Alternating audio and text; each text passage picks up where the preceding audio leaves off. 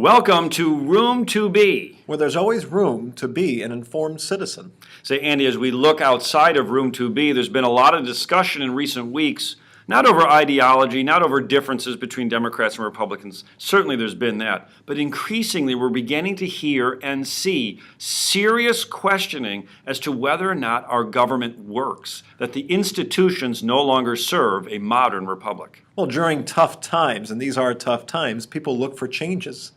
And one of the changes they're looking for is there a better way for our institutions to operate in American government? So maybe the people to blame isn't the people to blame. The problem is the system. And Andy, here in Room 2B over the course of the next school year, we're going to start looking at some of these institutions and suggest maybe some institutional changes we would like to see at least discussed. Well, really, the last time we changed an institution of government in the federal government was when we limited the presidential term to 2 four-year terms.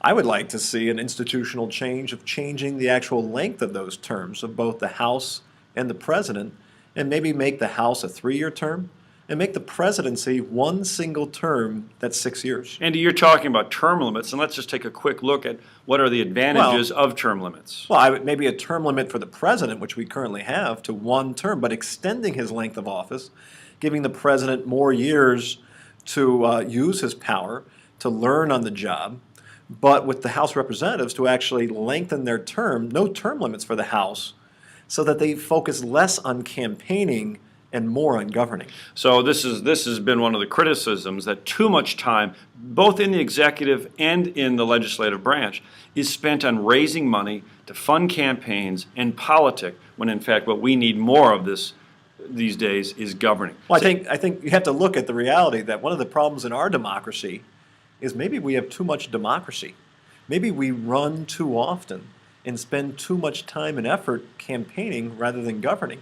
I mean, no better example than that than primary elections, which have been phased in by state parties across the country for the last 40 or 50 years. Well, Andy, the problem I see with primary elections is that the wrong people are voting in the primaries. We're choosing our candidates, mind you, in a primary. We're not selecting winners of races. But when we look at the turnout in primary elections, because most states have closed primaries, holding those primaries only in the hands of the political parties, when we know a majority of the voters now are independent, the people that drive the general elections do not drive who our candidates are. And Andy, this leaves us with candidates who are much more partisan, much more polarized in their ideologies. And beyond that, again, it's just candidates now having to campaign in a primary election half a year, sometimes more than half a year before the actual general election. And it just means they're focusing more on campaigning and less on getting things accomplished, less on governing. Well, there's no shortage of ideas now, and later on in Room 2B, we'll talk about perhaps reforming the filibuster in the Senate. We'll talk about reforming gerrymandering, how we select our House districts in the first place. But Andy, in your classroom, we're suggesting in your classrooms out there to take on these institutional questions, not just blaming politicians, but maybe we could tweak how our government is actually set up, and maybe that will bring us into the 21st century and get this country moving in the direction that we all want it to. Andy, if you want to be an informed citizen, welcome to Room 2B. We're 2 teachers. No fancy words. No fancy suits. Plain talk about issues you need to know. Just in time.